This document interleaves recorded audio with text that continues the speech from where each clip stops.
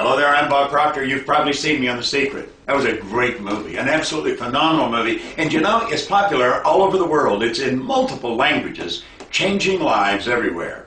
I have gone all over the world speaking on speaking engagements primarily because of The Secret. Now, I've been in this business for 40 years. Right now, I'm standing in the middle of my library. This is my favorite place. Do you know, Earl Nightingale said, if you surround your mind with greatness, some of it's going to rub off. Well, hopefully, some of it has rubbed off on me. I have maybe 3,000 or 4,000 books here on the shelf. They're all in alphabetical order, by author. They're all cataloged. So I know where to find something just like that. I go by authors more than the title of the book. Do you know that when I started studying these books, I really didn't know very much about anything. I had 2 months high school.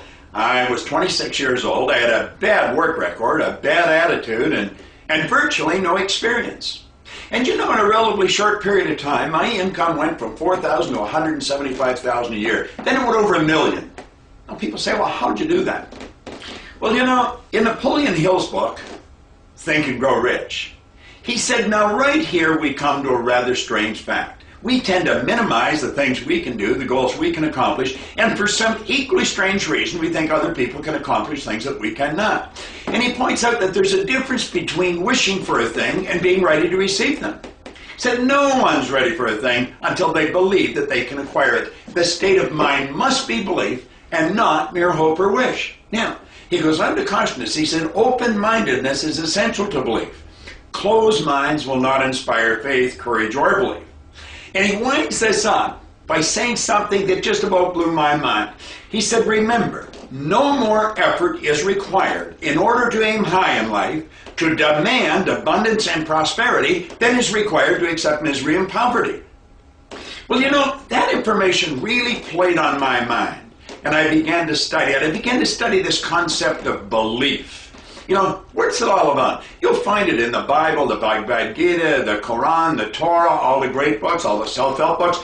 They tell you got to believe. In fact, you go back around 1900, the great American psychologist William James, he said, believe and your belief will actually create the fact.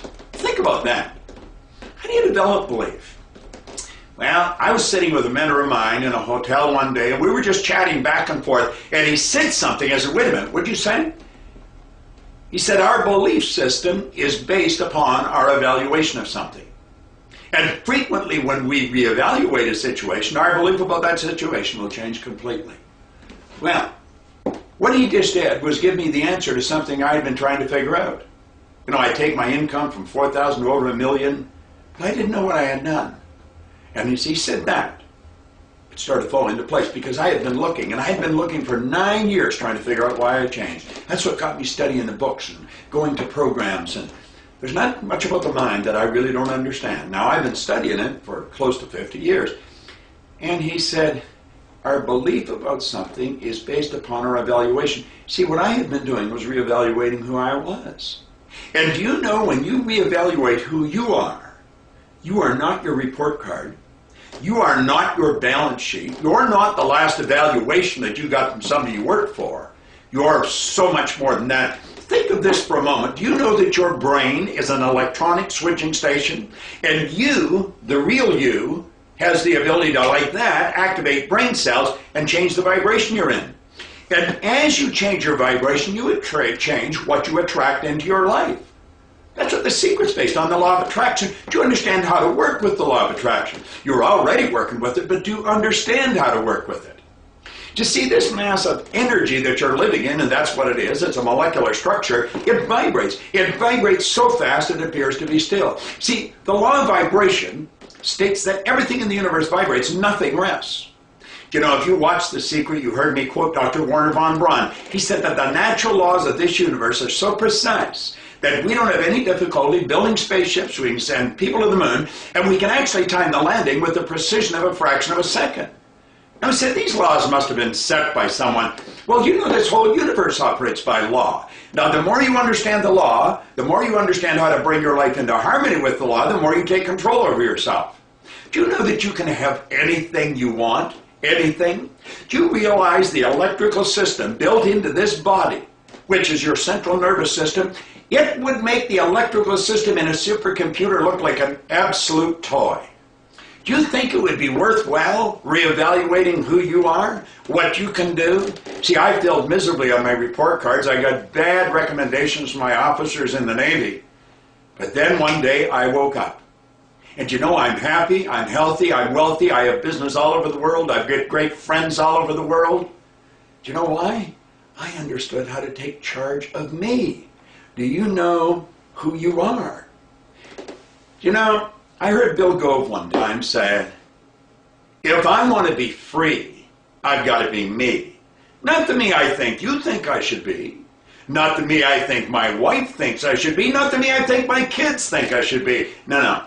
If I want to be free, I've got to be me. There's one catch to this. I've got to know who me is. And you know, by studying yourself, you're going to open up something in your mind that's going to make every minute of every day of the rest of your life an exciting adventure. And it should be an exciting adventure. It should never be a bore. And you know something? It can be. And you know what you're going to learn? You're going to learn how to love a little more and hate a little less. You're going to learn how to earn all the money you want. There's an infinite source of supply. There's no shortage of money. And don't let the economy control you. You've got to control the economy. Don't listen to those guys on the news, reading the paper. Nah, you control the economy in here. Do you know during the worst depression, there was people earning millions? And there will be during this recession or that recession. Don't listen to that. Build images in your mind and understand how to execute them. I've been teaching this now for 40 years, and I've never lost one bit of enthusiasm for it. It's such great information. Let me leave you with this idea. Who are you? Find out who you are. Just like that, take control of your life. This is Bob Proctor. Thank you.